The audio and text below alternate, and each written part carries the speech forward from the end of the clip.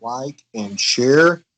And good evening, everybody, and welcome back to the C Show. I'm your host, Chris, and I've got Harold Rosenberg with me. Did I pronounce that right? Rosenthal. Rosenthal. Yep. Okay. I've got him here with me today. And Harold, thanks for coming on. My pleasure. It's my pleasure. Glad to have you. And I understand that you wanted to talk about leadership. That was one of your things that interested you. I'm fascinated by the concept of leadership. I've met through the course of my life many leaders in business, politics, military, even just people you meet just in ordinary life who just have this ability to lead, have people just immediately turn to direct them, and it's a fascinating quality. Do you I don't think think that's I have it. something born with, or do you think that's something that is learned? I do not know. I think aspects of it are learned because in the particular job you take, you need to learn how to be a leader in that particular field, whatever it happens to be. But I do think that there is something about being a leader that is something you are born with. I think my mother is a classic example of that. My mother's just, a Jewish mother from New York. Came here just before her family came here just before the Second World War. They managed to get out. But my mother's always been somebody, maybe it's just having self-confidence to make a decision, because my mother's one of those people who will think about it and make a decision and just do. And people in her business and people in general were just turned to her. It's like, well, what do you think? What should we do? What should we do? Um, Another classic example is somebody like Winston Churchill. Winston Churchill's one of the most interesting men I've ever read about, because here was a guy, born wealthy in England, came from, a very famous family, but he wanted nothing more than his life than to be prime minister. And everything he did in his whole life was geared to how is it going to play politically? How is it going to play politically? But on top of that, I'm sorry, go ahead. I didn't mean to interrupt you. On top of that, Churchill, in his military career, because he was a trained soldier, he was a Sandhurst graduate, trained soldier, wherever he served, he was always in the thick of the fighting. He was definitely no coward. I read a fascinating book. If you want to read an interesting book, it's about during the Boer War when he was taken prisoner and escaped. And it became an immensely popular subject in England. It became an immensely popular subject for him to talk about because it's fascinating. It's incredible.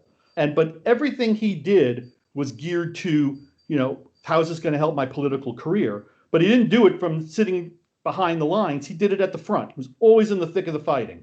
And people naturally turned to him for leadership. Really interesting, fascinating. But what makes a good leader? We've talked about in our groups, we've talked about leaders who have failed, leaders who succeed.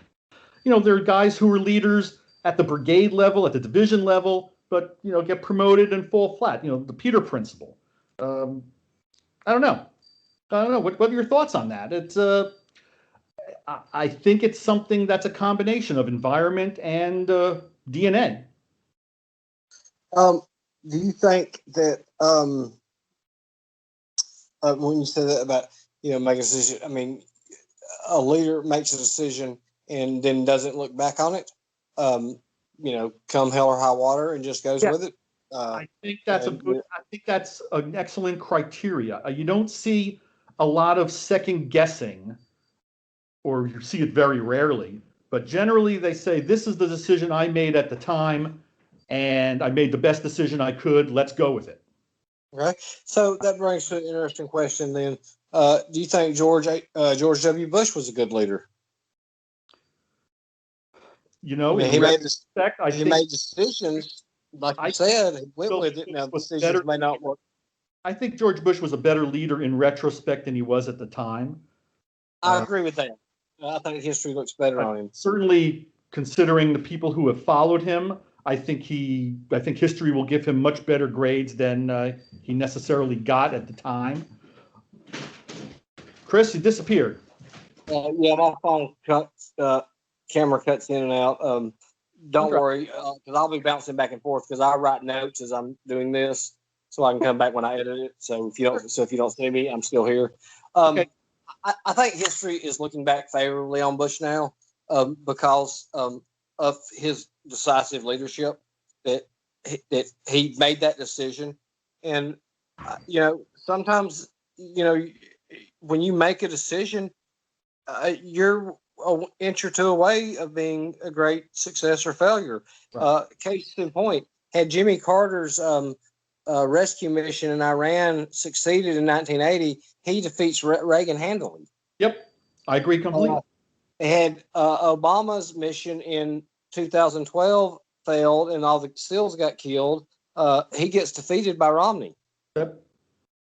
And interestingly enough, Biden was against the mission. So really, yeah, he was against it. Hillary was for it. Biden was against it.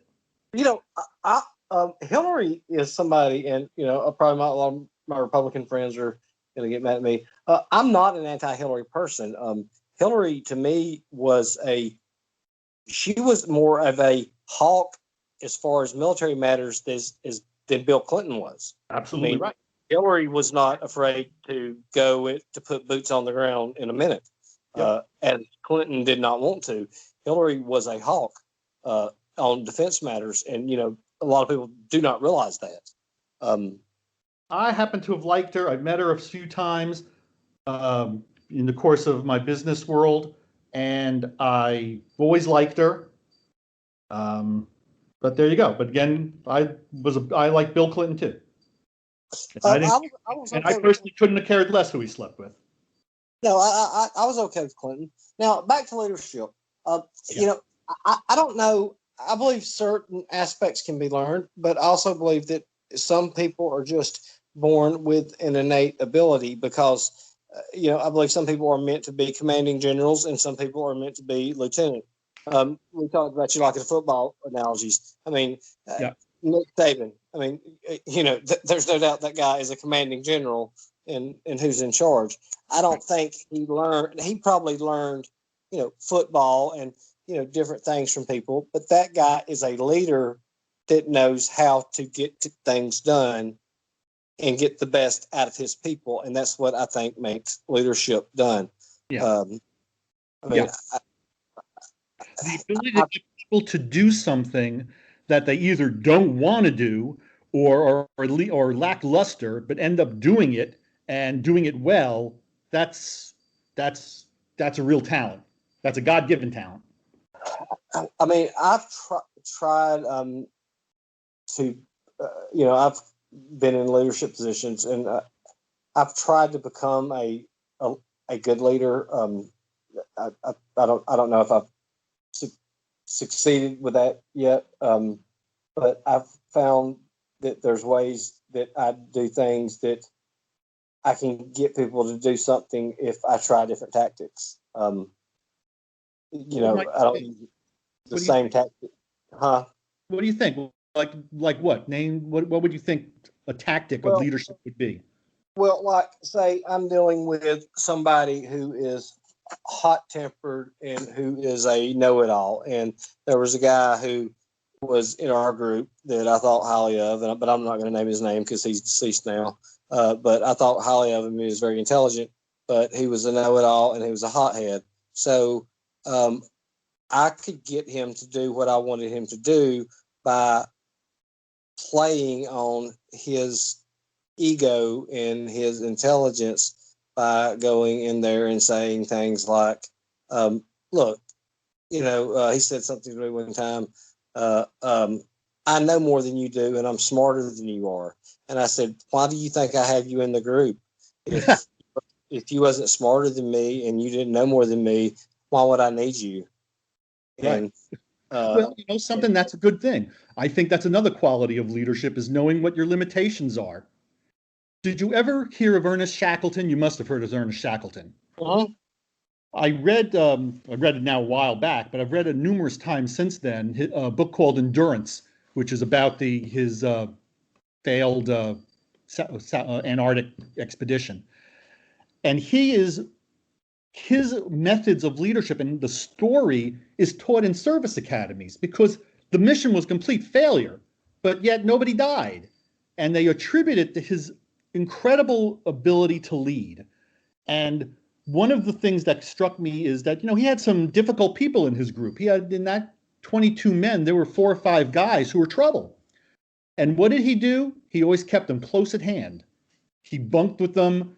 Whatever it was, he kept those 4 or 5 guys with him to keep them under control and keep an eye on them and let the rest of the guys go to work. He didn't shun them. He didn't push them away. He didn't scold them. He laid out the facts and kept them tight. And it's an amazing thing.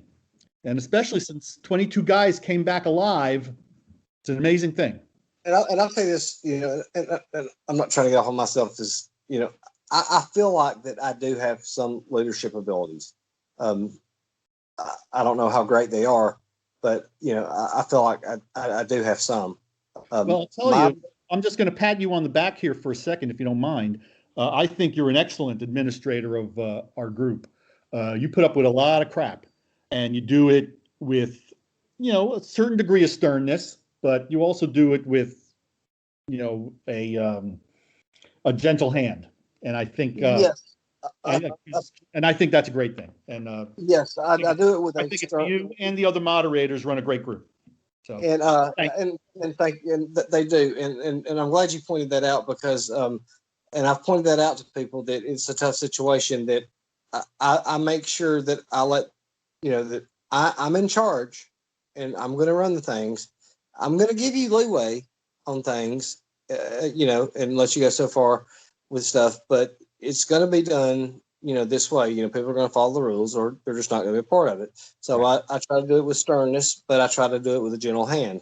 And I'll say this about my moderators, that how great these guys are. Every one of them know more than I do, as far as the war. Every one of them do.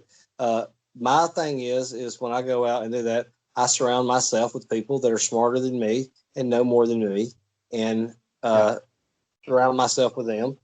Now, when I make a decision, and you can ask the moderators because they've got pissed at me plenty of times, I don't consult them on anything when I make a decision.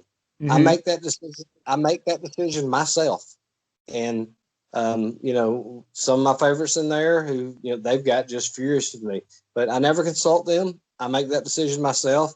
That way, that the way I look at it is the buck stops here, and either the moderators are either way, half the group's going to get pissed off and half the group's going to be happy. The moderators are going to get mad. So I just go ahead, I make that decision, and then I'm going to take the lumps from it. And that's just how it is. And I'll say this about the moderators. They're great. They're not the type, they don't challenge me. I mean, I'll let them say their piece, and they go on, and we have a great working relationship with that. I mean, that. When I first formed that group, and then I'll get off me because I definitely don't want this to be about me. But when I first formed that group, there was a guy who, and I'm going to call him out name because I really can't stand him. John Nadelman, one of the worst lost causers I've ever seen. He makes the statement that I had to pick a group of North or South, or I would fail. And I said, why? I said, it's going to be a group about the military history of the war. Why do I have to choose a Confederate side? I said, yes, I'm going to be a Confederate sympathizer. I said, but nobody can say that I'm not fair to the Northern people, and that I don't give them a fair shake. I mean, I feel like I'm very fair to them. And he told me, he said, well, you're going to fail. And I said, well, we'll see. Well, 5,000 members later and 2 years into it, I think we did okay. You're doing great. Northern guy, and I think you're very fair. And you've shot me down several times, for getting out of line, and you're probably correct because I lose my temper just like everybody else. And but in the end, I respect you, and I respect your opinion, and I respect your fairness in the group. So, with that, and I think the times that I did it in a way that I didn't get too harsh with you. Yeah. You know, I remember a while back I told you there was somebody that I really lost my temper and I apologized with the group, and you said, you know, that's not like you, and I said, no, it's usually not, but they just hit such a nerve with me that they really made me mad. But you know, for my members that are outstanding, I'm going to give them some leeway because you know people get caught up in the moment. It happens, and you know it's just part of it. You know, we're going to get caught up in the moment, and you know it happens. I'm not going to get rid of some great member just because they lose their temper every now and then because I've lost mine. I mean, listen, you're always going to have those who say it tastes great, and you're always going to have those people say it's less filling. And Exactly. and in the end, we're just drinking beer. So let's get into some other leadership. What do you think besides, you said getting people to do stuff that they do? What else do you think makes a great leader? I mean, I think organization. Well, I don't know about that. Well, yes, I do. You have to be organized in your thoughts. But I think the biggest thing is not talking down to people, but talking to people straight in the eye and not talking down to them, but treating them, even though you may be in a commanding position, you're not treating them like they're a servant. You know, you're treating them like an adult, and here's the situation, here's the matter, here's what I've decided we have to do, and we're going to do it, and this is what you're going to do because we got to do it. And I think that's a key. You know, I always pat my daughter, my eldest daughter, on the back because first she's excellent with little kids. And I said, you know, you really have this ability to get little kids to pay attention to what you're saying and what you're doing. And she says, it's because I don't talk down to them. I just talk to them straight. It's like, this is what we have to do. And you can't be doing what you're doing because it's just not right. So, and that's, I think, honesty. I think not talking down to people. I think making people realize that you're, as a leader, are in it, whatever it happens to be, with everybody else. And that's an important factor of getting people to go to do things, whatever it happens to be. Point. I would like to add one thing on that. I like how your daughter said that, but one thing I'd like to add is when you say, you know, this right here, but I always close it out. You know, this is how it's going to be. You know, there's no debating, there's no argument. Right. This is how it's going to be in end of discussion. Right. Yeah. I'm not. You know, we're not going to argue with it. You know, but this is how it's going to be. I'm sorry, but this is how it's going to be. There's no discussion on this matter. Right. And you know, and I've seen other leaders. And I'll tell you a great leadership story. I noticed that you know you liked football. What side are you from again, Harold? I forgot. Where? Say it again. What side are you from again? You came out garbled. I'm sorry. What state are you from again? Well, I was born in New Jersey, but I live in New York now. Okay, well, that's amazing that you're a football fan. Well, I guess because you like pro and we're college down here. But I heard a great story one time, and Coach Stallings was coaching with Coach Bryant, and something about some players were late for curfew or something. I forgot what it was, but it was about 15 players of them. No, I remember what it was. It was after a game, and Stallings had walked into a bar, and it was after curfew, and there was 15 players over there. And Stallings told those players, meet me after practice Monday afternoon, and we're going to finish this then. So after practice, Stallings told those players, he said, you know, those ones that I told you, he said, meet me over there. He said, you know, we got something to finish. And Stallings said, hell, he said, I didn't remember those players. I couldn't have told you which one they was. You know, I couldn't have recognized them. Well, he said that, you know, he went in there and ran them to death or whatever. And he went into Coach Bryant's office later. And Coach Bryant asked him what happened. And Stallings told him. And Stallings had told his players that, you know, if they showed up and they did this, that Coach Bryant wouldn't know. So Coach Bryant asked Stallings, he said, who were they?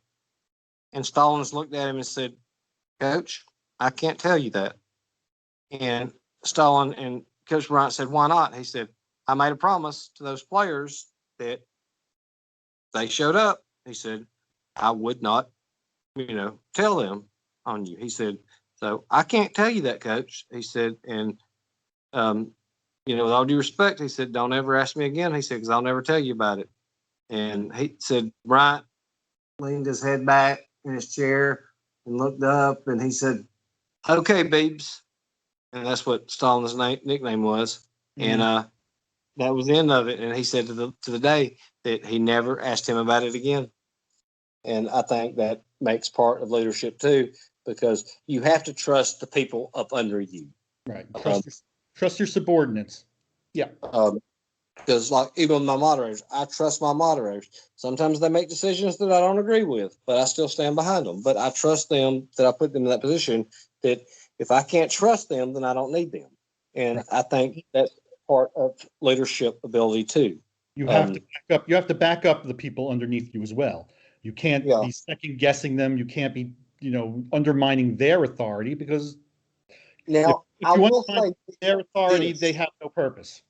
I will say this: I have overridden one moderator 3 times, and it was because this guy, he's no longer a moderator, but he kept over moderating on stuff that was nothing, on stuff that nothing should have even been said about, and people were quitting, and I came back in and I overrode him and I talked to him. Do not give somebody a 7-day mute because they got a little hot-headed and told somebody, well, that was the craziest thing I've ever heard, And I did, I because I felt that punishment was too sincere, it was too severe, and I'm not going to lose a good member over somebody handing out some kind of punishment like that. But for the most part, no, I'm not going to override the moderators. But for that right there, I felt like he should have been overrode. Right. Well, if you see something's really unfair, remember what we've been talking about. Leadership is getting people to do things, and certainly in a group situation, which is people come and go as they please. They're not enforced to stay here. Right. You want to encourage discussion. That's the whole purpose. So if you're being too heavy-handed, you're stifling the one thing that you really want, which is you want people to talk. You want people to say things. You want people to, if we just want to hear everybody just, kiss each other's butts and not have a discussion, what's the point? My thing is I tell them, and I try to tell them, some of the moderators there who I've tried to train.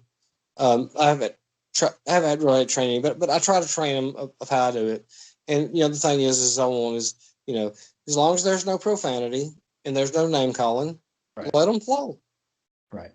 And as long as we're staying on message. I mean, we have a tendency, staying on message, just as guilty as anybody else, of divulging into areas that you don't really want to go into, because there's no winning those discussions. Well, there's no winning that, and and people have accused me of thinking that I'm trying to hide from it. No, I'm not trying to hide from that. I think it's something, but there's plenty of groups to go discuss it in. Right. But I just don't want to discuss it. I'm a military man. I love military history. I love, and that's what I want to discuss. And and that's why I created the group. Of course, I'm sorry, we're well on that. I don't want to spend this on the Killer Angels. I wanted to talk more about your leadership abilities. So there's different types of leadership abilities. Trump's leadership abilities. Somehow, I think he has. I find he has zero leadership ability.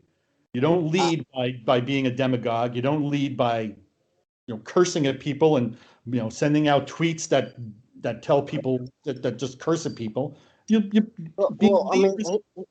had to have some leadership ability. I mean, to have that type of following that was willing to storm the Capitol. I mean, he had leadership ability. Now, was it good for good? Now, that's going to be somebody else to have to decide. Now, Obama and Lincoln reminded me of same leadership styles as a team of rivals. They surrounded themselves with, basically their people that was out to, their I don't want to say enemies, but enemies when they was running for office. But they surrounded themselves because they thought they were the best people for the job. That's how they did it. Another leadership quality, and it was so unique how he did it. Reagan, he used such self-deprecating humor. Reagan was an interesting guy. When I first went to Capitol Hill, I was a much younger man, and Reagan had just been elected president. My old boss was, you'd call him a blue dog Democrat. He was a Missouri Congress, represented a very rural district. There was nothing there but farms and military bases. So we had a lot of military. He was on the Armed Services Committee. We had nothing but, our office was always filled with soldiers. Let me cut you off 1 second there. Yeah. The blue dog Democrats was something that came around in like the late 90s when there were still some conservative. It was called a yellow dog Democrat down here in the South because they would vote for a yellow dog Democrat before they voted for a Republican. Yeah. But anyway, I'm sorry. Go ahead. But he was one of those. I mean, we knew how he voted when you saw, 17 or 20 Democrats voting along with the rest of the Republicans. We knew how he voted. And like I said, he was a conservative guy and from a very conservative district. But one of the most phenomenal people I've ever knew, and it was a real pleasure. It was a real privilege to know him and work with him. I'm not going to mention his name; it's not important anymore. He's not alive anymore. But anyway, he was a great man, and he taught me about history in many ways. He was always was always the war between the states. I would call it the Civil War, and he'd say, no, it's the war between the states, which I always thought was funny. But and that's fair. I mean, because there's so many names for it. I think the war between the states is probably more accurate of a term, personally. Listen, I guess it depends how you define states. If you define states as states of the Union, then maybe so. If you define it as states, meaning states as countries, then I can't agree with that one. Well, if it's a confederation, I mean, like I have, and we can get into some constitutional law one day. I find that fascinating. There, as far as the legality of secession, because besides well, we lost that war, so obviously, but until 1860, Did you really lose that war? I think. We didn't really lose. We just got tired of beating the Yankees. It wasn't that we lost. So in other words, just to sort of stir the pot, you decided, okay, Lee decided I'm going to surrender at Appomattox because this is just. It wasn't really that we surrendered. We just kind of got tired and got surrounded, and we just couldn't get out. So we just it was supper time, and everybody's got to go home. Yeah, that's fine. And, so we didn't. We didn't really surrender. We just kind of walked away.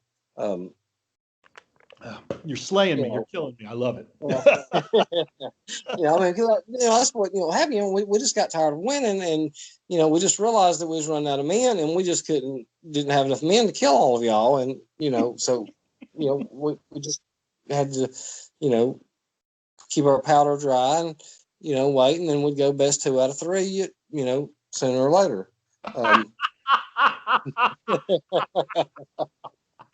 Oh, that's a good one. I'm going to remember that one. There's and things have changed now because there's such a revision that's taken on that is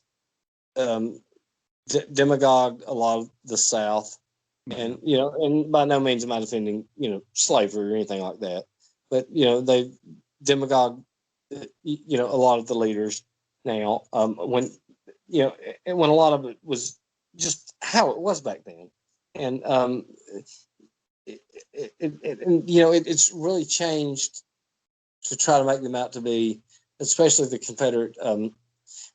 I made this point the other night, and I think you'll agree with it, and it'll make a lot of sense.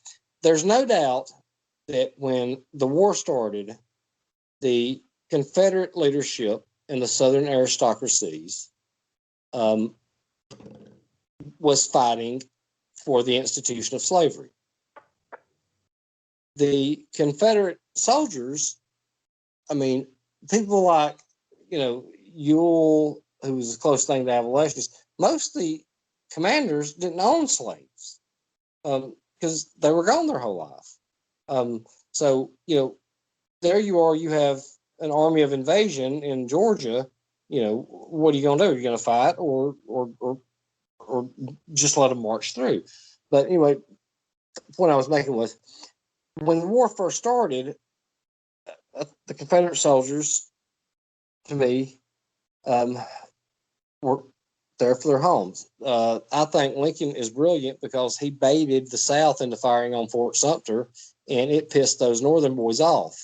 And keeping the Union together sounds noble, but he pissed them off, and they was coming down here to kick ass. But anyway, the point I want to make is, so there's no doubt that the Southern aristocracies was for slavery. Well, by 1863, when the Emancipation Proclamation, slavery then became a war aim for the North, and it was no longer a war aim for the South. By that time, the South was fighting to maintain their independence. It was no longer about keeping slaves, because you think about how many states was up under occupation, they had already lost those slaves. This was about survival of your nation.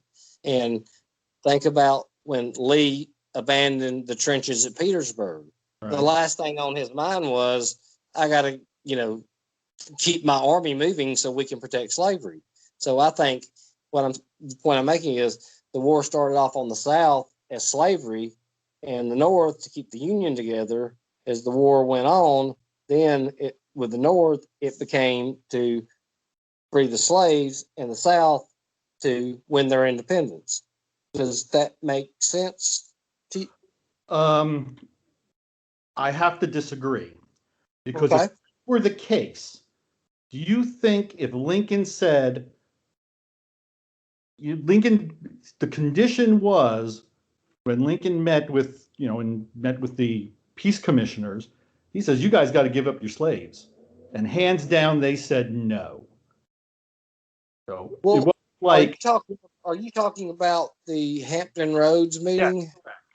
Yeah. That was in February of 1865. The only thing that was not up under Confederate control at that point was some places in Alabama, some swampland in Florida, and some places in Texas. Most of the plantations had already been wiped. There was no slaves left for them to hold on to. So then why not say, yeah, we could end the war, we'll give up slaves, and we'll go back to the way things were? Lincoln was not going to, the South really didn't have a choice. They was going back into the Union. Even if they said, okay, we'll give up the slaves, do you think Lincoln was going to let them go be their own separate nation? No, without a doubt. Without a doubt, not. Lincoln was never going to agree to, Lincoln was never, ever going to agree to the dissolution of the Union. So the South had, and look, here's the thing about it is, I don't really think that it sounds noble. We're going to fight to keep the Union together. Yeah, that sounds noble. It really does. I don't really think that was the case. I think what the case was, and sure, there's probably some it was, but I think what the case was is Lincoln had just got elected president. He was the president of the United States. He was now the commander. And by God, you're not going to do whatever the hell you want to do because you lost an election. I'm the president, and you're not just going to walk away. I think there was some ego that played. Correct about that. I think there was some ego that played into that. That, hey, I'm the president. I won this election fair and square, and you're going to respect me as president. Yep, I think that's a lot. I think that's very true. Yeah, saving the Union, sounds, like I said, sounds noble, but I think that played a big part of it. And I don't blame him. If I'd been in the same shoes, just like Andrew Jackson was when South Carolina was going to do it, I'd been the same way. No, I'm the president of the United States. You, by God, you're a state. You're not going to tell me what to do. Right. And You're I'll tell you about. I'm hostage. sorry. You're not going to hold me hostage by either threatening to secede or by seceding. You're not going to hold me hostage. You're not going to hold the government of the United States hostage. Right. And okay, yeah, I'm certainly by that argument. I buy that. And I'm another a thing. fan, and in many ways, I'm a huge Lincoln fan because I actually have a copy of the Portable Lincoln, a collection of his writings and whatnot. Very handy. I have it sitting near my sitting chair, and I read it often, looking for words of wisdom. It's almost like reading the Bible, to find solace in the Bible. I find solace in reading Lincoln. I think there is a man who, as much as we put him, at least in the northern area, put him on a pedestal, there is a lot to him that really deserves to be on a pedestal, not just, the myth. There's a lot. We didn't think too highly of Mr. Lincoln. And I'm not, don't think I'm wrong. I do not hate. I let me say, I let go of the lot of the hate in my heart many years ago.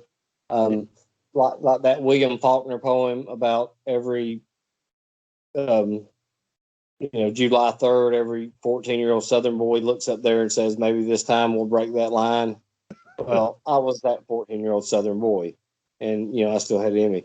And it took a long time for me to let the hate go that I had for not only Lincoln, Grant, Sherman, but for the Northern people as a whole. And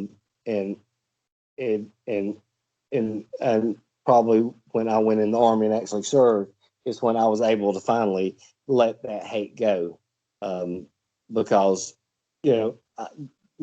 I'm 2 generations away from my people talking about what they did here. So it was kind of inbred in me. But once I was able to let that hate go, then I was able to come to respect these people as military leaders, love my fellow Northern brethren, and not hold any animosity towards them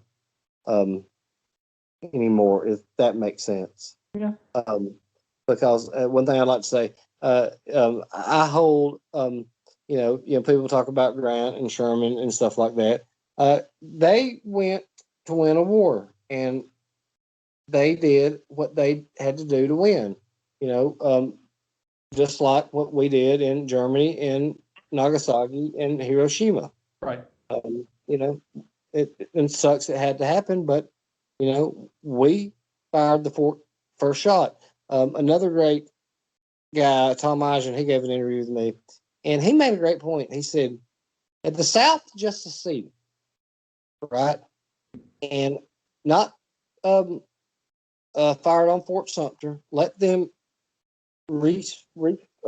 supply it, sign some kind of proclamation, signing it over to them, and then filed a lawsuit in federal court challenging the legality of secession." You could be having a whole conversation today. Yeah, that's very interesting. I mean, put it this way: let's say they never fired on Fort Sumter. What does Lincoln do? Does Lincoln then say we got to go recapture all this territory? Who's the aggressor? Who's defending their homeland? It reshapes the entire discussion. In my mind. Yeah. I mean, Lincoln was brilliant. Lincoln set a bait, and they bought it hook, line, and sinker. Because if Jefferson, let's say they was going to resupply it, and Jefferson Davis or the governor of South Carolina writes out a proclamation giving up all rights to that fort and ceding it back to the Union, so therefore it's their seat, their fort. What's your next move? Are you going to go down there and invade this? What reason do you have to invade the South? They've not fired. You don't have a rebellion. What? Other than in a political sense, yeah. I mean, it would have been very interesting. I mean, how do you do it? Let's go back to some other leadership here. Yeah. Um, Well, let's talk about Lincoln as a leader. okay, let's talk about Lincoln as a leader. Go ahead. I mean, Lincoln was never, he certainly wasn't a soldier, and he He certainly, actually did fight in the Black Hawk War. yeah, he was like a militia captain. He like, so heard one gunfire. It wasn't really what you would call real military service. Right. But he turns out to have innate common sense and enough common sense to know what he doesn't know. And unfortunately, I think through most of the war relied on the wrong teachers. And when he realizes that, he teaches himself, but maybe even just his innate common sense to realize what needed to be done militarily and what needed to be done politically. I think that he certainly rose to the occasion, because certainly nothing in his pedigree would show that he could be an effective president. He was a congressman, but and a successful lawyer, but never really managed anything, never really was the executive of anything. And I think that's also maybe part of what we're talking about, is there was something inside of him that made him an effective leader. Whereas on paper, Jefferson Davis. I compare him. Jefferson Davis had a phenomenal pedigree. I mean, if he had to go by resume, his resume was phenomenal. He was, fought in the Mexican-American War. Yeah. He was a Secretary of Defense. But my thing that I've often wondered is, to me, the logical choice for president would have been one of two people. Either John C. Breckinridge, who was the vice president. He was the vice president. Anyway, who was the vice president and who had just been the Southern Democratic nomination, or, and you're probably going to forget that about him, but the other one who would have been the most logical choice would have been President Tyler. Maybe. I mean, he had already been William Stewart. He had already been president of the United States. After William Henry Harrison died, so that you've already got a president. But so I thought those would have been the two logical choices. Breckinridge, especially, he's been the vice president. He was the Democratic candidate. I just thought that would have been the choice. He's a very interesting guy. If you've ever read William Safire's book, Freedom, it's a fictionalized account of getting to the Emancipation Proclamation, but he gives a description of Breckinridge, who figures prominently in that book. And Breckinridge just comes across as, I don't know how much truth there is to it, but just a fascinating character, an interesting character, an intelligent character, a good politician. Really, really an interesting guy, somebody who I really should spend some more time doing some research on, because I've always liked him, and I've always liked him since I read that book. I like Breckinridge. Now, I want to go back and touch on Lee for a minute with his leadership ability, and this is a different type. And I was talking to my friend about it last night, about Lee's leadership style. I said, Lee, I don't know if it was a mistake, or I don't know if that was just how it was, or if he just trusts his people, but Lee put too much confidence in his subordinates. His orders were so vague. His orders to Stuart at Gettysburg, shield the army, capture as much as you can, and damage them as much as you can. And they blame him. He was late. Well, he was supposed to cross it. I think it was Westminster. Well, when he got there, infantry had already blocked the road. So now he's in a tough spot. Does he keep going north to beat up with Ewell, or does he turn around and go all the way back? So if you read the three orders that Lee gave to Stuart, he followed them to a T. Now, let's go to some other orders. Day one, to Harry Heath, avoid bringing on a general engagement. What does that mean? Does that mean if you're shot at to retreat? Does that mean if you're shot at to put up token resistance to gain access to assess the situation? Does that mean if you are attacked to, go at them? I mean, what does that mean to let's take that even further. Does that mean even don't reconnoiter, don't advance, don't where are you supposed to go and draw the line? Because if you're following the information that it's nothing but militia, why would you think that would bring on a general engagement? Right. If your intelligence tells you we have a division of Union cavalry here, and 5 miles from here is the First Corps, and the Third Corps is behind it, okay, well then you sit there and say maybe we ought to just sit here and wait till we develop the situation further and not move. But if your information is telling you there's nothing in front of us, but the second stringers or the third stringers, why would you let that inhibit the entire invasion?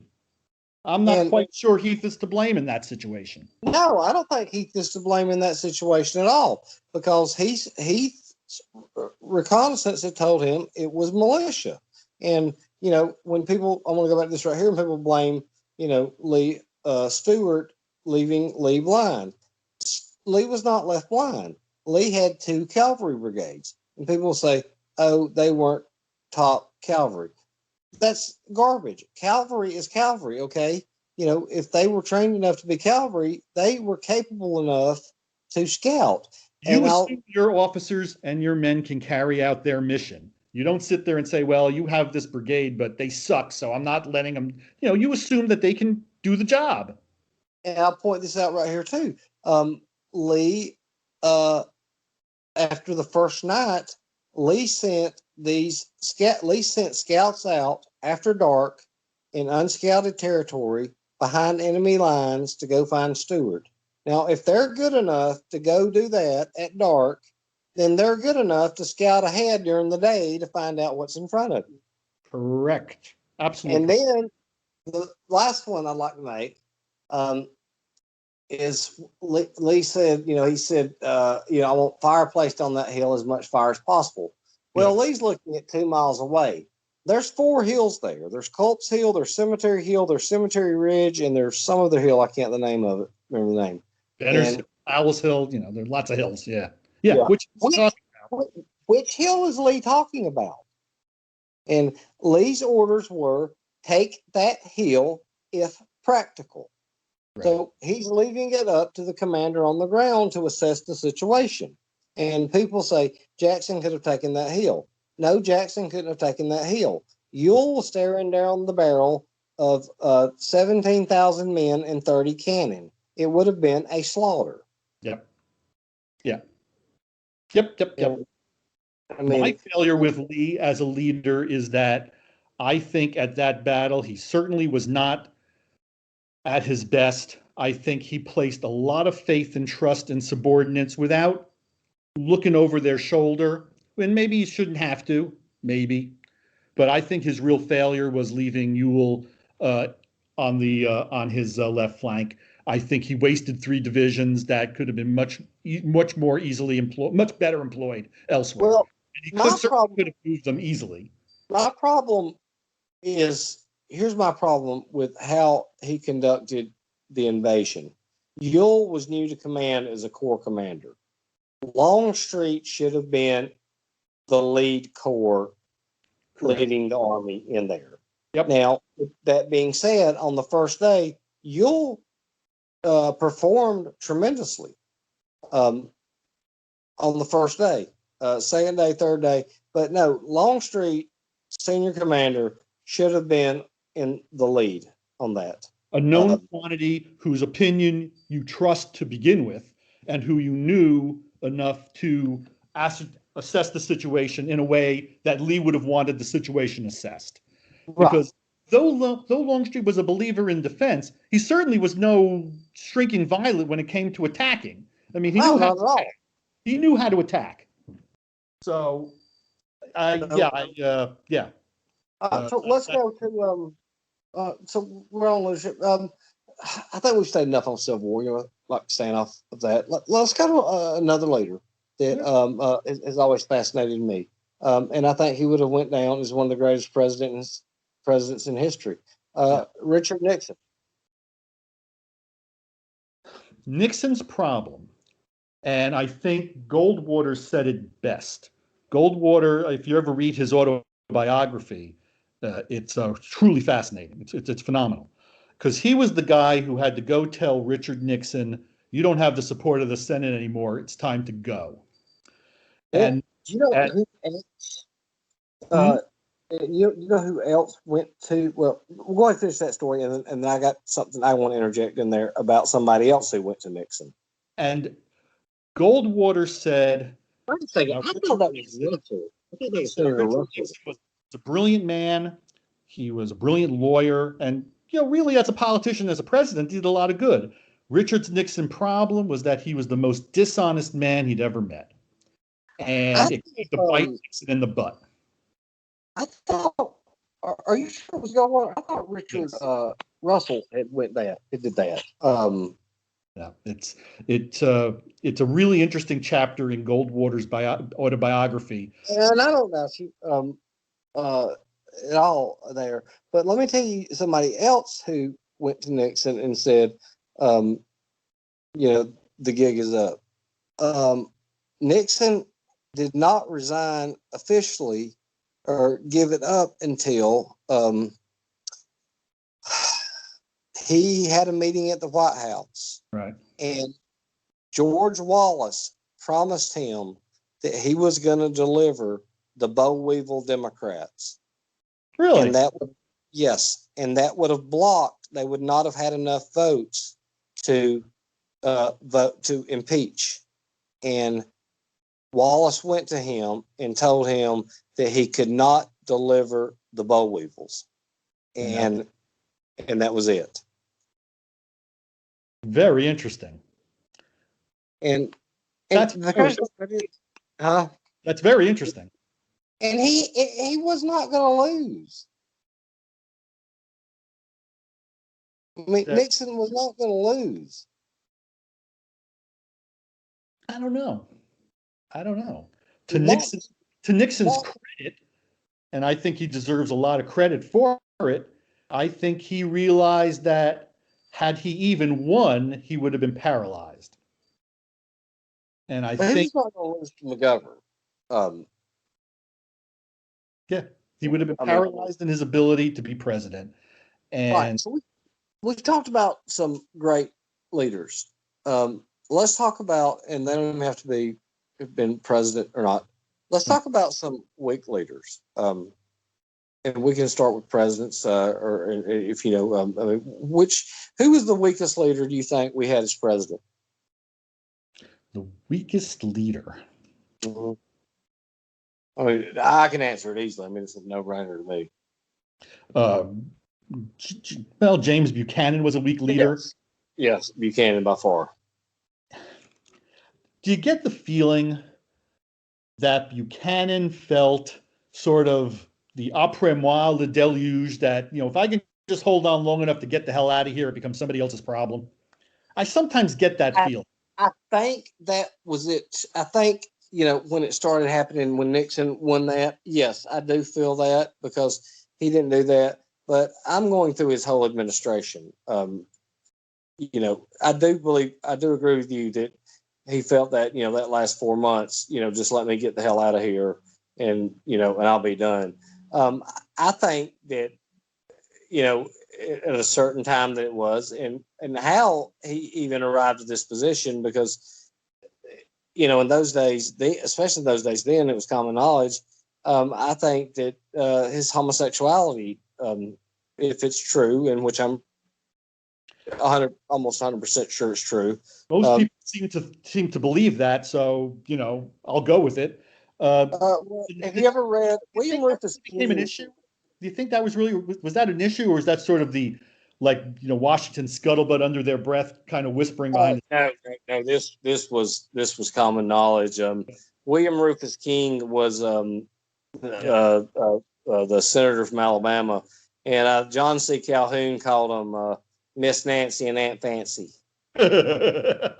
And Buchanan called, I think it was not Buchanan, I think it was Calhoun. He or that maybe it was Daniel Webster. No, Henry Clay. It was one of those guys. They called, or it could have been Andrew Jackson. They called William Rufus King, and they called him Buchanan's wife. Well, I'm sure that didn't sit well with them. But I think it was also easier to hide back then.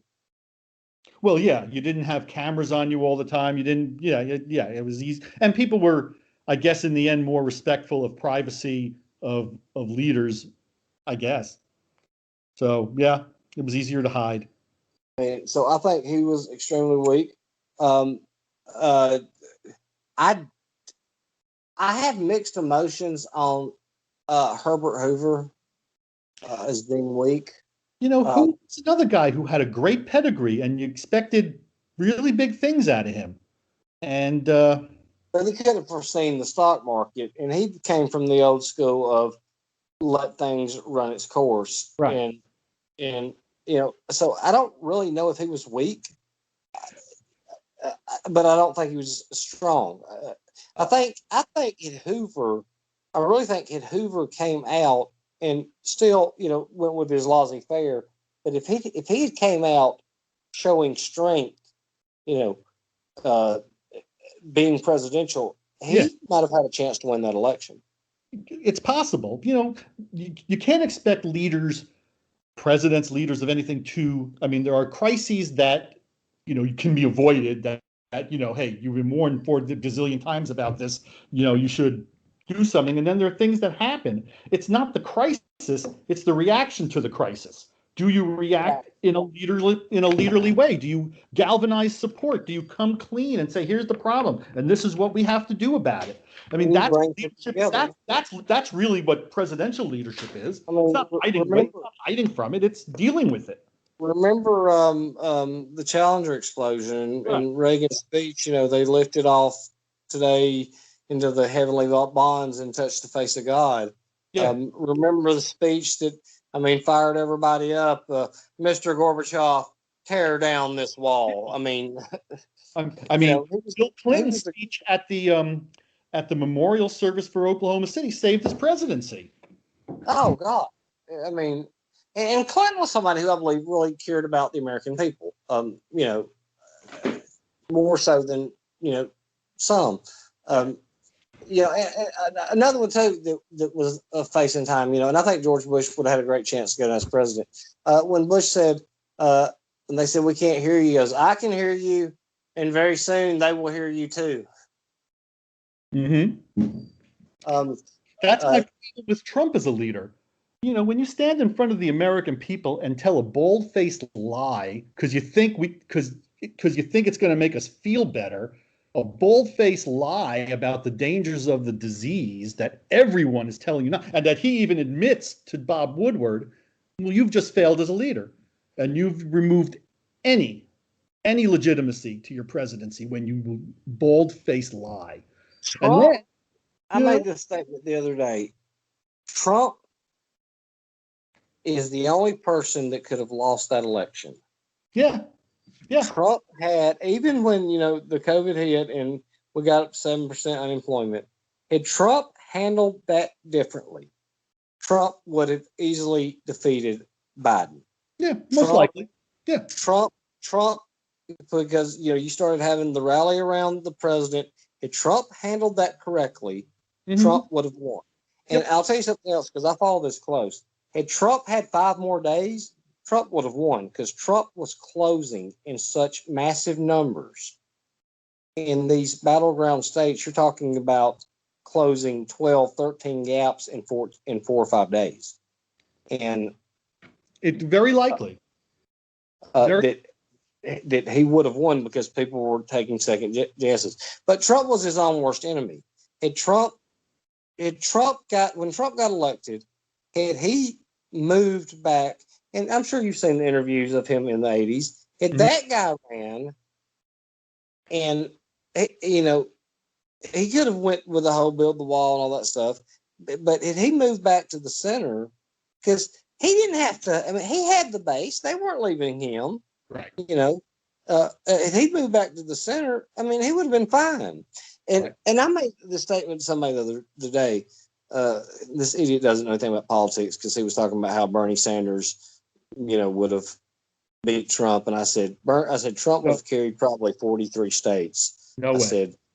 I said, when you start talking about socialism, I said that is going to be a death knell. I said, and not only that, I said Bernie Sanders did not have one bill that would get out of committee. I said, it sounds good. Help free. It sounds good. It sounds great. But I hate to tell you something, buddy. They don't make free money. There's no such thing as free. No free lunch. Somebody's paying the piper, and it's us. It's the taxpayer. Yes, and and one thing I'm against, and that I'm dead set against, is paying for college loans. Nobody pays for my mortgage or your mortgage.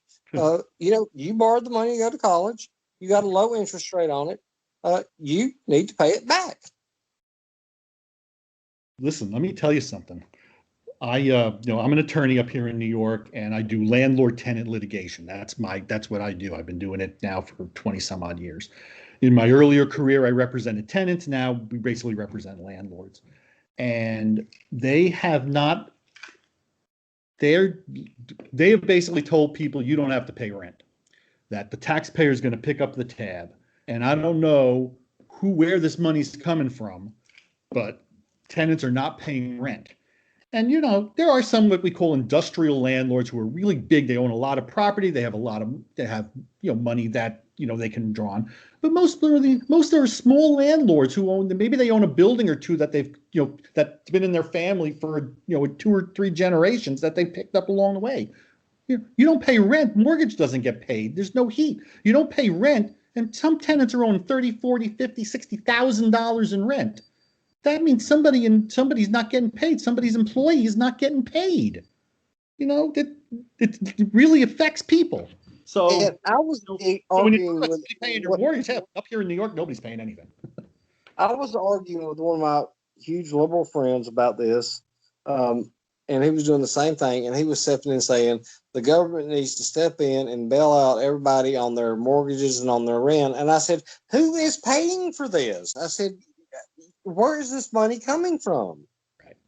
Listen, and when someone's in trouble, you want to lend a helping hand because people are in trouble and you got to help. I mean, that's, the Judeo-Christian thing. And I'm fine with that. Yeah. But, when you got that right there, and I talked about, I said, you can't go in there and bail out the entire, everybody out there because they don't have the money.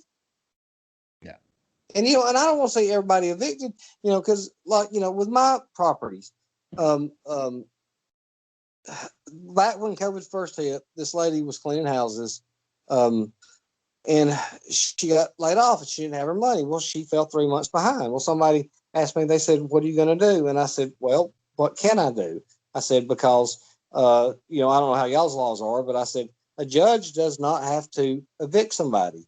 I said, so how am I going to look going in there with somebody of means owning properties? And I've got a 70-year-old woman with 2 8-year-old grandchildren who she's trying to raise and 3 months behind, and I'm asking to evict. Who do you think that judge is going to be sympathetic to? Right. Right. I run that situation on a daily basis. Yeah, they're not going to be sympathetic to me. And there are people I cut deals with people because we cut deals with people because most landlords just want to get paid. They're not really looking to get rid of anybody. They just want to get paid. There are those tenants who light fires in the buildings and or general nuisances or they are just causing problems. Those people you got to get rid of. But for the most part, people just want to collect the rent. So you give them easy terms and then try to pay it back. Yeah. Yeah. I mean, you don't wake up in the morning wanting to say, gee, I hope I evict somebody today. That's not why God put me on this planet, is to hope and pray that somebody loses their home. Right. So I'm sorry, we got off target. So let's go back to leadership. Sure. All right. Mondale. why do you nominate Mondale, who just lost to Reagan, as vice president and got hammered? How do you nominate him? I You know, mean, there's something in politics that, you got to wait your turn kind of thing. And I think people just felt that, well, he's been such a loyal guy, we got to give him his shot. Beats me. Beats me. and I've seen that a lot, that in politics, it's looks like it's my turn. Yeah. I waited this out, so now it's my turn. It's Yeah. my turn. It's BS. Let's go to another guy who I thought on paper, I remember, because back then I was a little kid, I was a Democrat because that's how he was. And I remember who I voted for him in the Weekly Reader, Dukakis. I mean, it ends up being one of the weakest candidates I've ever seen up there. They said that going into that debate with Bush, they knew the question. They knew it was coming. Yeah. They had prepped him. His father was killed on a highway or something. Yeah. And they knew the question was coming. They had spent weeks prepping him. The question is asked, and he just goes off script and did answer it how they had prepped it for. And they said that the air just out of the room in the Mondale team, and they knew then the race was over. I'm not a big believer in adhering to scripts, but you have to adhere to the plan, the strategic plan. The words themselves, Yeah, maybe not going like word for word, but you got to adhere to the plan. Yeah. Talk about it all the time in football is like, we got to stick to the game plan. We got to stick to the game. Got to stick to saying. Yeah, not word for word. Stick to the game plan, then you've lost sight of the strategic, of what the strategy is, of what your end game. Not go in there and say word for word, but to stay with the script and in your outline and handle it exactly the way he did it. Because and here's what I said because I was a kid then. I said there is not a man or woman except for maybe some left wingers that wanted to hear his answer. Yep. Go in there and say, hell, lie. Tell them what they wanted to hear, and and worry about it later. Right. But not a man in a world wanted to hear you say that you would not support the death penalty if somebody came in there and raped and did your wife that way. Right. And the thing that I respected about Clinton when he ran is opposed to Mondale, and I guess Mondale tried to a little bit, but Dukakis wouldn't fight back. I mean, he just laid there and took it. You got to show a backbone, because remember, it's not just you in an election. This is your first test as being a leader, as being a representative, and everybody's looking at you. It's not just the people tuning into the audience. The entire world is looking at you. How do you handle that question? What kind of man are you? What kind of person are you? What kind of man are you going to stand up there? Are going to stand up there and say it? And I want to point on something else about Bush's leadership. Papa or Baby Bush? Baby Bush. Okay. In the 2016 race, Trump castrated Jeb in front of the world. Yep. There is no way in hell George would have sit there and took that off Trump. Well, to take that one step further, I couldn't believe Ted Cruz. Donald Trump makes comments about his wife, and Ted Cruz doesn't say anything back. Well, not only that, he accused him of his father of killing Kennedy. What happened to, you talk about my family one more time and I'm going to cut you? That's all. That's what Ted Cruz should have said, and maybe I have a little respect for him. But he just, I would have nothing. Because, back in this 86 governor's race in Baxley, if I think this would have actually motivated some people if, Cruz says this thing about, you're not a man, Donald. If Cruz would have said, something like, Donald, you keep running your mouth about my wife. He said, I'll shut you up for, or make some kind I'll of shank you. I'm fixing to whoop your ass up here. Maybe Yeah. not in those kind of words, but you say one more word about my mouth about my wife, and that'll be the last word you say about her. Yeah, Or exactly. something like that. And that's going to fire somebody up. Hell yeah, you're up there taking up for your wife, but no, you let the man talk about your wife, and yeah, people's not going to have no respect for you not taking up for your Absolutely right. Absolutely right. spouse. And I Absolutely. lost total respect for him for that. And I again, lost. that's a test. You have to rise to the occasion, and the world's looking at you at your reaction, and people are sitting there saying, well, this is just a political debate. What happens when you get into a real tough situation as president? Are you just going to turn the other cheek? I mean, granted, I'm a big believer in the Don Corleone, don't let anybody outside the family know what you're thinking. And it's okay to smile at your enemies as you plot to stab them in the back. That's okay. But sometimes you got to say something, you know? And another candidate too, I want to point out who was, and he should, if, and Hillary Clinton's best chance to win presidency, and she would have won this race, and you'll probably disagree with me because a lot of people do, but after they think about it, they'll come back and they'll say, I think you're right. If Hillary Clinton would have ran in 2004, she would have beaten Bush. Kerry was one of the worst candidates they've ever put in history, and it came down to one county in Ohio. Yep. And Hillary was popular. She still had the popular Bill Clinton, and she was a lot better candidate than John Kerry. And had she ran for president in 2004, she would have beaten Bush. Very possible. It's very possible. Like I said, I'm a Hillary fan.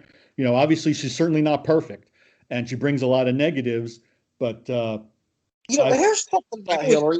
I always thought that she was the tougher one of the two. Oh, I do too. Absolutely. Absolutely. And here's one of the things that I don't get about Hillary. And if you'll ever watch Hillary, when she is in like a talk show and she's sitting around talking to Ellen or Oprah or something, she's relaxed. Yep. She's likable.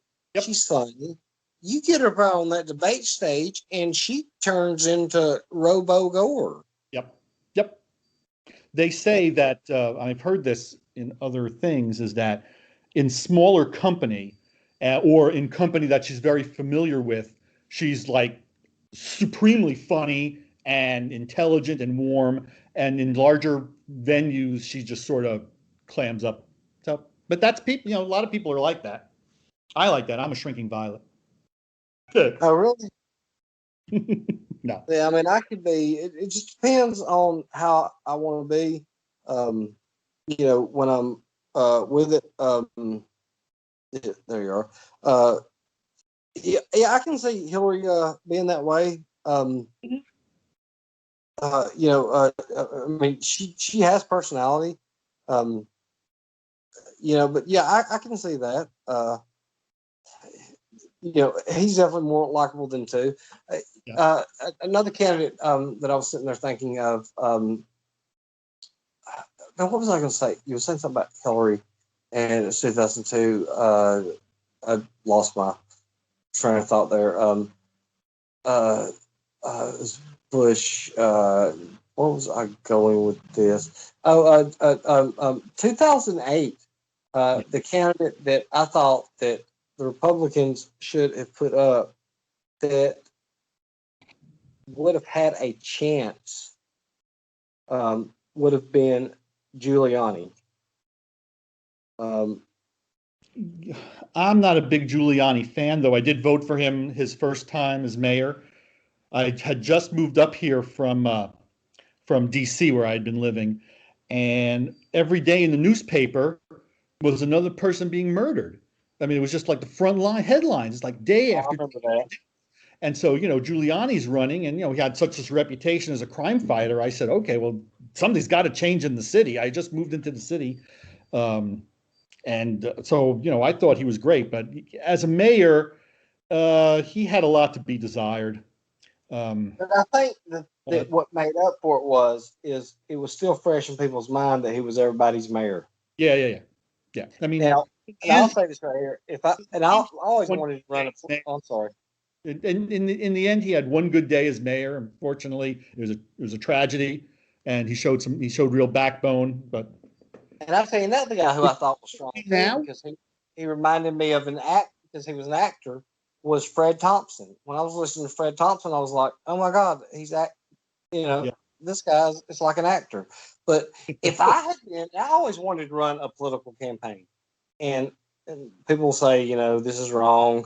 But the way I look at politics is a cutthroat sport. yep. You say whatever you have to say to win. Doesn't matter how dirty you get. Doesn't matter what you say. You're in it to win, and that's how I look at politics. And that's how I've always looked at it. You can cry about they played dirty later, but that your guys in the off. Cry that you played dirty. The winners, okay. You can't be Had I effective been- unless you win. That's the bottom had I- line. You had I can't been do ru- things you had want I- to do unless you win.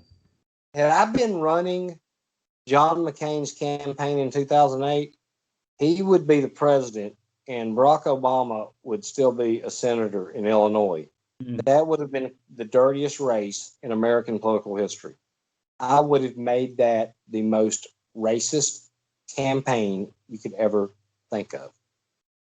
Hey, listen, Lee Atwater, who was the Oh, he was great. who was he was we got to get all the guys on the front line. I mean, there's no excuse for not winning. Winning is your only is validates everything you do. Lee Atwater was the most magnificent guy. I mean, the way he put it is, and I'm not going to use the word because I don't like using racial slurs, but he's changed it to dog and whistle words. Crime, punishment, and then suddenly it's in. Yep. You're thinking about that, and then you're getting thinking about blacks, and then you've got them out there. Lee Atwater was phenomenal. I mean, he was the greatest one I've ever seen. The only other one who was really great, and he actually hated politics. He hated it with a passion. But when Bush was desperate in '91, Mhm. he brought James Baker over to try to salvage his campaign. And I'll never forget James Carville sitting there going, here we are, we're up, 17 points, and we're confident of victory. And then I look over there, and there comes Joe Montana trotting onto the field. Baker's a really super interesting guy. And I think he just came out with just a biography of him very recently, within the last year, or I don't think it's an autobiography, but I think it's a biography of him. And he's just a supremely interesting guy. I don't know why, because he's still involved in it. I mean, I would have went up there and thrown everything I had if I was the Clintons, and I would have gotten Carville in that race.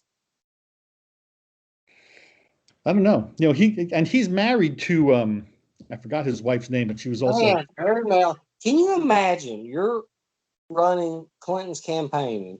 Your wife is Bush's press secretary or Bush's whatever, Right. and y'all going to bed at night. They said the only way that their marriage has worked is they do not discuss politics at all.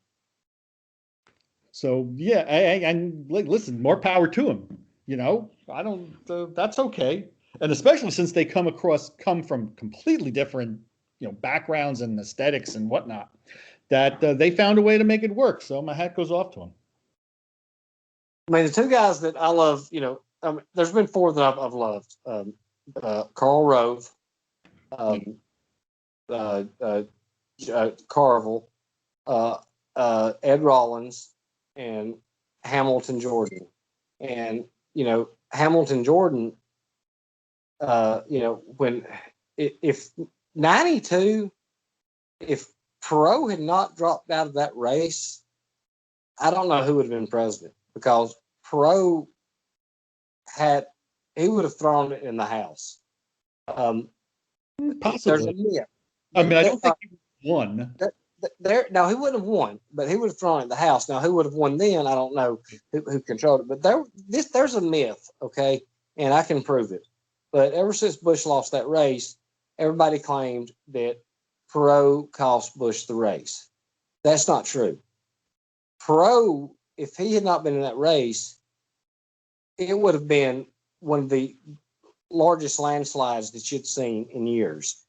When Perot dropped out of the race, all three of them were like 31, 32, 33, neck and neck.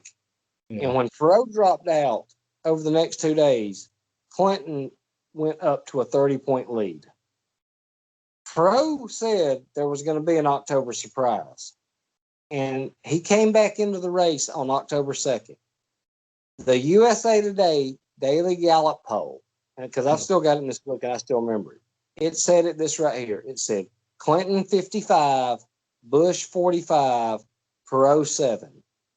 When the race ended, Clinton had 43% of the vote, Bush had 38%, and Perot had 19. All the pro voters that went to Clinton had came back home to Perot. I don't know that. Yes. And I can get out the poll because I do these polling stuff all the time. You need to check out some of these things. We have Race for the White House. And if you want to, we'll bring you on as a guest. Well, first, you don't like politics. But Pro would have, it would have been amazing. So we've talked about some. Let me tell you about a leader we had here in Alabama. You ever heard of Fob James? Yeah. All right. So Fob got elected as governor in 78. Yeah. As a Democrat. And then he switched back in 94 and got elected as a Republican. Well, Fob totally switched. He went back old school.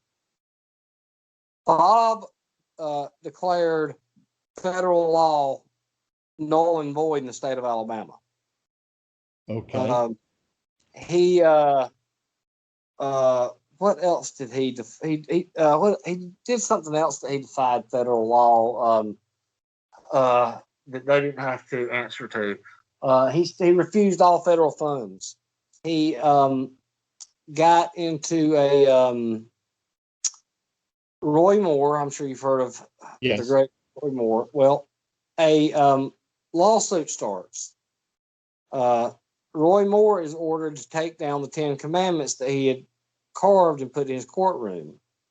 Governor Fob James said, this was in 97, he said, if Ira DeMint, I think was the judge, he said, if Ira DeMint comes here and tries to take down the 10 Commandments, he said, he's going to be staring down the barrel of M16s. Okay. he was going to call out the National Guard. He said, and I will call out the National Guard. I will surround the courthouse and I will stand in the door and I will dare them to try to enter the courtroom. Then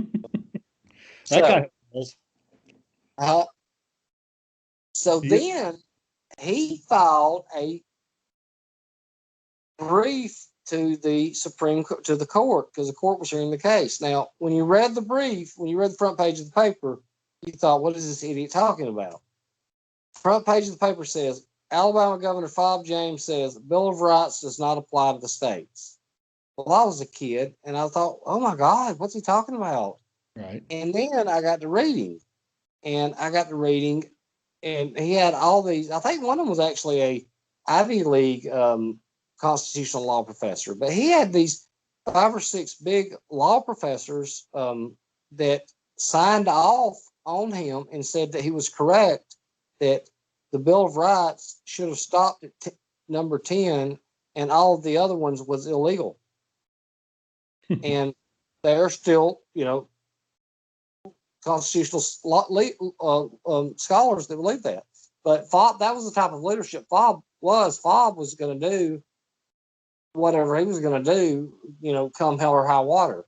Right. He made the statement one time. He said, children need a butt spanking and a prayer. And he, and I loved him. I voted for him twice. We had another guy. I'll tell you about a guy talking about leadership. Have you ever heard of Larry Langford? No. Well, Larry Langford was mayor of Birmingham. And Larry Langford had this plan. Most everything he had failed, but Larry Langford had come up with this plan. And he had all the metropolitan of Birmingham is around 1.5 million people. And he had all these people that was going along with it. He was fixing to try to turn this thing into, now the population, now the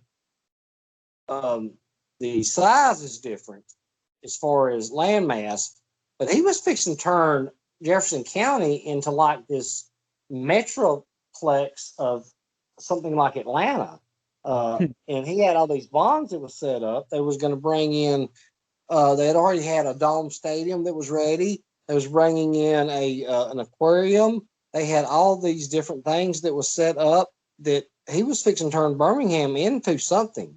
And something happened with some insider trading, and the feds wanted him to do something to testify, and he told them to go fuck themselves. And that was a major mistake because when you do that, they go after you. Well, Larry, Emory Anthony's an attorney here in Birmingham, and he offered. He's the Johnny Cochran of attorneys, Right. and he offered to represent Larry pro bono, and Larry turned it down. And Larry went and got a white federal judge who was retired. Now, there's a Birmingham-Tuscaloosa rivalry. Well, this lawyer asked for them to move the case, the federal case, from Birmingham to Tuscaloosa because of prejudice. Now, Larry Langford had just won a mayor's race against 8 candidates with almost 70% of the vote. And they moved it to Tuscaloosa, where he got an all-white jury. Okay. Where in Birmingham, he would have had at least 9 blacks on the jury. Right. Well, it took him about an hour to convict him. And I thought, why in the hell did you do that? But let me tell you a couple of stories about Larry as far as leadership. Larry had leadership. And first time he ran for mayor, he was giving this speech. And he was somebody who was trying to bring, and this was in the 70s, he was trying to bring this racial divide and heal it. And he said, we've got all these museums down here. We got the Sloss, we've got this right, the airport, this museum right here. He said, we're going to be the most culturally uneducated people in the South. He said, what we need to do is blow these monstrosities up, give them to a company, tax-free, and let them bring some jobs in here. He said, we've got people right here going down here to UAB, Alabama, getting a degree, getting on a plane and flying over to Atlanta and making a job. He said, what we got to do is bring some jobs in the people, is jobs in here. And Larry was so smart that he died a couple years ago in his 70s, but Larry recognized that the older black community was scared of this new, younger kind of gangbanger generation. Yeah. And he also connected with the white voters who was scared of that group too. So Larry was up there and he was giving a speech, and Larry said the problem in the state is and he said, we don't need an electric chair. He said, we need a chair. And he held his hand up about waist high and held his hand back. He said, we need a chair like this. He said, the problem is we don't beat the hell out of children anymore. And you started having all these white people and black people shaking their head, yes. And because he was making this connection with them about, that he wanted to fight crime, and he had the connection with people. He could connect with the black and white voters. And so he went up there one time, and there was a racial seminar up in Nashville, and the people who was on the committee was all white. Well, it was turning really kind of bad, as far as race things go, because it was, there's saying bad things, to making black people look bad. And Larry gets up there, and Larry said, I don't know about all you white people, he said, but if I had $15,000 of disposable income, I damn sure wouldn't be giving it to the Birmingham Country Club. And they called him the Donald Trump before there was tweet. He was out there one time, and he wanted glory to God to be put on all the concessions that was sold in like the Barons games and stuff. And some guy said, well, what if they don't want them in there? And Larry said, he had a cigarette in one hand and a hand on his head, and he said, fuck them. So that was just, how he was. I mean, It's on there. That can be effective. It can be very effective, and people loved him. And Mhm. I'm sorry, I didn't realize we'd gone an hour and a half. Do you want to stop this one now and come back and do another one later? Yeah, sure. I'd love to do that. Because what I'd like to do is, what I found is people are going to listen to 15 or 20 minutes. So what I started doing now is I break mine down into 15-minute segments. People are going to be more apt to do that. So what I'll start doing is I'll start working on that, and we'll start doing this some more. And it was great to have you, Harold. And thank you for being a member of the Killer Angels and those words. And we'll do this again. I appreciate it, Chris. Thank you for having me. This was loads of fun, and I want you to take care of yourself. You're a good man. Hey, thank you, buddy. I appreciate that. And I'm so glad that, that time that I contacted you, that I don't know how I convinced you that, it was not a lost cause group, but, somehow I convinced you to come back and give us another chance. And I'm so glad that you came back because, you displayed outstanding leadership, and I'm super happy that I'm part of the group. It's a great group. I really enjoy it very much. Thank you very much. Be well. We'll do this again. All right. Bye-bye.